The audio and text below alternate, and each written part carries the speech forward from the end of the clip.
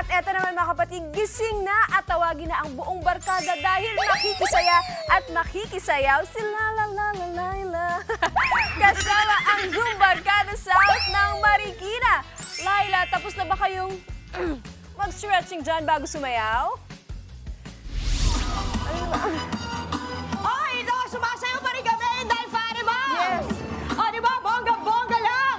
Ito yung mga taga-Zoom Barkada ko dito sa Marikina. Actually, itong grupo na to, ang tawag sa kanila, Inday Fatima, ay ang Marikina Zoom Barkadahan South. O, di ba? Kausapin natin ang ating contact person. Ayan, kasi alamin natin gaano karami, gaano kadalas nila ginagawa at bakit nila ito ginagawa. Bukod sa gusto nilang lahat maging fit and healthy. Dahil alam naman natin ngayon, di ba, uso yung mga sakit-sakit, yung mga flu-flu na yan. And one way para makombat natin yan ay ang malakas na katawan at resistensya. Kausapin na natin si Ma'am Deborah! Good morning, Ma'am Deborah Rivera! Ayan, mana yung dance step. Ma'am, habang nagsusumba tayo, kwentuhan mo naman kami, gano'n nyo nakatagal tong ginagawa? 7 years na po kami. 7 years? Nung pandemic, paano kayo nag-ano? Wow, talaga? Ayun, speaking of kailangan sa ehersisyo, ayan, bakit po ba importante para sa atin ang mag-exercise po tayo, madam? Bakit po importante? Benefits po natin to para sa ating mga katawan. Lalo na marami kaming mga senior na kasali. Kailangan talaga, nawawalan sila ng stress sa buhay. Basta nandito, enjoy lang. Ayun, ako rin nag-i-enjoy na, kaya lang di talaga ako magaling. May pag-ganun-ganun pa sila eh. Oo, kaya lang, ayun, parang Enjoy lang po. wala talaga akong kembot sa katawan. But anyways, ma'am, ilan yung mga senior citizens natin na Marami nandito? po kami. Siguro mga nasa 30s ang senior. Sa loob ng isang araw? Marami po. Sa Mga ilan? mga 80s to 100, ganun. Wow! Pero pinakamababa namin, 60. Okay. Ano daw yung mga benefits ng mga kasama mo dito sa kanilang pagzuzumba? Ano yung nakukuha nila? Ito. Masaya sila. Nandito. Okay. Aha. Nalalaglag ang mic ni Madam. Sayang ang ganda. Ayan, yan. Sige, oh ma'am. Ano po yun? Ano yung benefit? Dito tayo, ma'am. Dito tayo. Ayan. Baka mataba. Ano daw po yung benefit?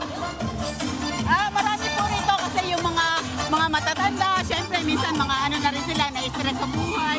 Nandito sila. Andiyan po ba yung mic nyo? Nandito po. Okay. Oh, ayan. Sige, ma'am. Ano po yun? Natatanggal yung stress nila. Opo. Saka dito talagang masaya sila. Marami pa silang namimit na mga kaibigan. Oh, eh, mga ano, pagkatapos- sa ibang lugar. Pagkatapos po ng Zumba, ano ginagawa? Pagkatapos po na sumba namin, kainan ako! Yes! That's what I came for!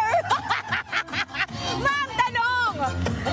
Effective ba para sa inyo na kayo ay nagsusumba or nag-exercise to combat yung ating mga nararanasan mga sakit-sakit ngayon? Dami kasi gusto na ngayon parang mga flu, di ba?